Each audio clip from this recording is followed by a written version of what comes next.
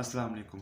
SP hybridisation की बात करेंगे तो एक ऐसा प्रोसेस है, ये ऐसी टाइप है, कहता है ऐसा प्रोसेस, ऐसी हाइब्रिडेशन जिसमें 1s और 1p एटॉमिक ऑर्बिटल्स आपस में मिल के कंबाइन होके मिक्स होके टू न्यू हाइब्रिड ऑर्बिटल्स बना दें। कहता है हाइब्रिडेशन की ऐसी टाइप जिसमें 1s और 1p एटॉमिक ऑर्बिटल मिल के टू न्यू हाइब्रिड ऑर्बिटल्स बना दें। अब डेफिनेशन पढ़ते हैं। The process in which 1s and 1p atomic orbitals intermixes combines to form two new sp hybrid orbitals।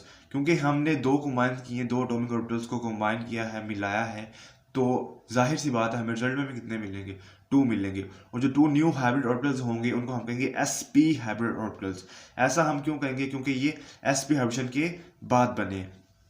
अच्छा, उसके बाद कहते हैं जो नए एटॉमिक ऑर्बिटल्स मिल जाएंगे आपको, हाइब्रिड ऑर्बिटल्स, उनकी साइज, उनकी शेप और उनकी एनर्जी सेम होगी, उनकी डायरेक्शन डिफरेंट हो सकती है। जैसे कि ये जो है, ये न्यू हाइब्रिड ऑर्बिटल्स बने, एस और पी के मिलाप के बाद 2 न्यू हाइब्रिड ऑर्बिटल्स बने। अब कहते हैं इनकी देखो, आप देखें इनका साइज भी सेम है और इनकी शेप भी एक जैसी है, लेकिन इनकी डायरेक्शन, इनकी ओरिएंटेशन जो है वो डिफरेंट हो सकती है। जैसे कि ये एक्स एक्सिस के होंगे और ये वाई एक्सिस के। कहते हैं ये डिफरेंट हो सकती है, it may be different but their energy, their shape and size is always same. कहता है एनर्जी, साइज और शेप जो है वो हमेशा सेम रहेगा। उसके बाद इसकी एग्जांपल जो है वो इथाइन मॉलिक्यूल के, मोस्टली अल्कीन्स वगैरह जो होते हैं वो sp हाइब्रिडेशन को शो करते हैं। तो इथाइन मॉलिक्यूल में बेसिकली क्या होता है, कार्बन और कार्बन के दरमियान ट्रिपल बॉन्ड होता है, 3 बॉन्ड्स होते हैं कार्बन और कार्बन के दरमियान, और टर्मिनल्स पे एक एक हाइड्रोजन मौजूद होता है। तो ये है general structure of ethyne molecule. अब हम बात करेंगे कि ये जो ट्रिपल बॉन्ड है ये कैसे बनता है, ये हाइड्रोजन के साथ बॉन्ड क्यों बनाता है, इसकी ज्योमेट्री क्या होती है, इसका स्ट्रक्चर क्या होता है, कार्बन और हाइड्रोजन के दरमियान जो एंगल है वो कितना होता है, तो ये हम बात करेंगे। तो मैंने आपको लास्ट टाइम भी बताया था, जब मैंने आपको sp2 sp3 हाइब्रिडेशन में आपको बता रहा था, तो मैंने आपको बताया था कि आपने सबसे पहला, सबसे मेन काम आपने क्या करना है, आपने देखना है कि सेंट्रल एटम कौन सा है। तो इथाइन मॉलिक्यूल के अंदर जो सेंट्रल एटम है वो कार्बन है। कार्बन, ये देखिए कार्बन होता है दरमियान में, सेंट्रल जो मेन एटम है वो कार्बन होता है। तो आपने उसकी क्या करनी है, जो सेंट्रल एटम होगा उसकी आपने कॉन्फ़िगरेशन कर लेनी है, ठीक है। तो कार्बन की कॉन्फ़िगरेशन क्या होगी, 1 होता है। ग्राउंड स्टेट एक ऐसी स्टेट होती है जिसमें ना तो एनर्जी, जो सबसे स्टेबल स्टेट होती है ना, सबसे neutral state of any compound, वो उसकी ग्राउंड स्टेट होती है। तो एक्साइटेड स्टेट में कैसे बनती है, एक्साइटेड स्टेट ऐसे बनती है कि जब हम ग्राउंड स्टेट के 2s वाले इलेक्ट्रॉन को, एक इलेक्ट्रॉन को एनर्जी दें, उसको एनर्जी देकर हम जंप करवा दें। कहाँ जंप करवाएं? कहते हैं अगर आप 2s में से एक इलेक्ट्रॉन को एनर्जी दे के 2pz में जंप करवा दें, this state is called excited state. इसमें देखें यहाँ पे 2s2 में 2s में इधर 2 इलेक्ट्रॉन्स थे, तो यहाँ पे ये खाली था, लेकिन हमने एनर्जी दी और इसको यहाँ पे मूव करा दिया। This state is called excited state. उसके बाद कहता है हाइब्रिड स्टेट क्या होती है, जिसमें हाइब्रिडेशन होनी होती है, जिसमें ऑर्बिटल्स का मिलाप होना होता है, जिसमें ऑर्बिटल्स में मिलना होता है, कंबाइन होना होता है। तो इसमें क्या हमने बात की कि sp में क्या होता है, 1s और 1p ये मिलते हैं, तो इसमें ये वाला s मिलेगा और इसका एक p निकलेगा और ये आपस में मिलके हाइब्रिड ऑर्बिटल्स बना देंगे, 2 हाइब्रिड ऑर्बिटल्स बना देंगे। देखा ना, ये S था और ये P था, इसमें से एक S निकला, इसमें से एक P निकला, तो ये sp हाइब्रिड ऑर्बिटल्स बन गए 2। अब ये जो 2 बाकी बच गए हैं इनको हम कहते हैं अनहाइब्रिडाइज्ड ऑर्बिटल्स। ऐसे ऑर्बिटल्स जो कि हाइब्रिडेशन में पार्ट नहीं करते, जो हाइब्रिडेशन में इन्वॉल्व नहीं होते, उनको हम कहते हैं अनहाइब्रिडाइज्ड ऑर्बिटल्स। और जो इन्वॉल्व होते हैं, जो हाइब्रिडेशन में इन्वॉल्व होते हैं, जो मिक्स होते हैं, उनको हम कहते हैं हाइब्रिड ऑर्बिटल्स। कहते हैं हाइब्रिड मॉलिक्यूल के स्ट्रक्चर की बात कर लेते हैं कि उसके दरमियान जो ट्रिपल बॉन्ड होता है वो बेसिकली कैसे बनता है, और जो हाइड्रोजन एटम होता है उसको क्या बीमारी है कि वो जो है कार्बन एटम के साथ आके अटैच हो जाता है। तो कहता है इथाइन मॉलिक्यूल में क्या होता है, सेंट्रल एटम कार्बन होता है, 2 हाइब्रिडाइज्ड बने और 2 अनहाइब्रिडाइज्ड बने। मैंने आपको लास्ट टाइम भी बताया था कि जितने अनहाइब्रिडाइज्ड ऑर्बिटल होंगे उतने पाई बॉन्ड्स बनेंगे।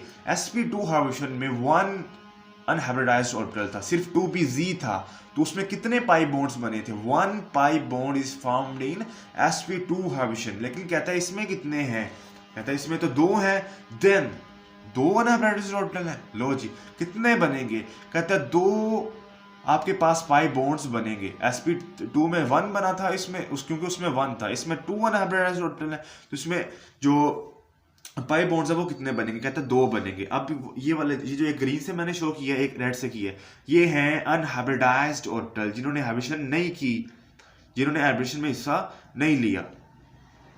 अब कहता है ये जो अनहाइब्रिडाइज्ड ऑर्बिटल है, ये 2px, ये 2py है, ये जो y एक्सिस पे, और ये 2pz है, रेड कलर में जो है ये 2pz है।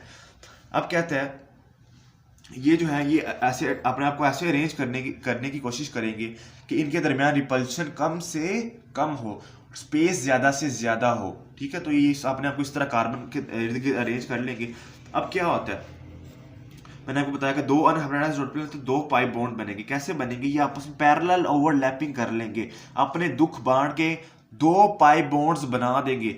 ये जो है y वाला ये y के साथ बनाएगा 2py, और ये जो रेड वाला है ये रेड वाले के साथ बना देगा। तो 2 पाई बॉन्ड इसकी वजह से बन गए, 2 बॉन्ड बन गए। अब ये जो है कार्बन और कार्बन के दरमियान ये इसके पास भी एक था, ये sp है, ये जो sp हाइब्रिड ऑर्बिटल है ना, ये वो वाला है, ये भी sp है, ये भी sp है, 2 बने हैं ना, एक ये है और एक ये है, ये जो ब्लू में है ये sp है। अब ये कार्बन और कार्बन के दरमियान जो बॉन्ड होता है, आपने हमेशा याद रखना है वो कौन सा बॉन्ड होता है, कहता है सिग्मा बॉन्ड होता है, बहुत ही पावरफुल बॉन्ड होता है। और कौन सा बॉन्ड होता है, सिग्मा बॉन्ड होता है। कार्बन और हाइड्रोजन के दरमियान भी बॉन्ड कौन सा होता है, कहता है सिग्मा बॉन्ड होता है। और इनको तोड़ना जो है बहुत मुश्किल है, पाई बॉन्ड को तोड़ना बहुत आसान है as compare to a sigma bond. अब कहते हैं ये जो हाइड्रोजन एटम है इसकी कॉन्फ़िगरेशन क्या होती है, हमने बात की ना कि इधर इथीन में ये हाइड्रोजन एटम है। अब कहते हैं ये क्यों अटैच होता है, उसके बारे में आपको बता दूं कि ये क्यों अटैच होता है। इसकी कॉन्फ़िगरेशन होती है 1s1। इसके पास आउटर मोस्ट शेल में एक ऑर्बिटल होता है, एक इलेक्ट्रॉन होता है, और इसका ऑर्बिटल कौन सा होता है, s ऑर्बिटल सिर्फ मौजूद होता है। s ऑर्बिटल की शक्ल हमने स्टार्ट में भी देखी कि वो जो कैसी होती है, वो स्फेरिकल होती है। अब कहता है कि 2 हाइड्रोजन एटम अटैच हो जाएंगे आके sp हाइब्रिड ऑर्बिटल के साथ। इसके पास भी 1 था, इसके पास भी 1 था, जो आपस में बॉन्ड बना लेंगे, इलेक्ट्रॉन्स को शेयर कर लेंगे। एक इधर हाइड्रोजन एटम अटैच हो जाएगा और एक इधर अटैच हो जाएगा, तो ये कुछ इस तरह का स्ट्रक्चर बन जाएगा।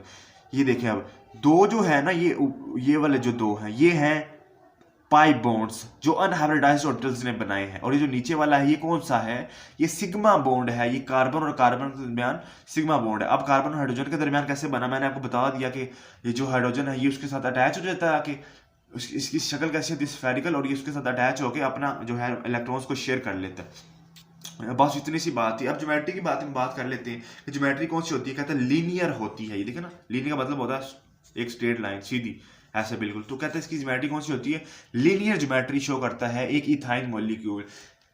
कहते हैं sp हाइब्रिडेशन में ज्योमेट्री कौन सी होती है, हमेशा लीनियर ज्योमेट्री होती है।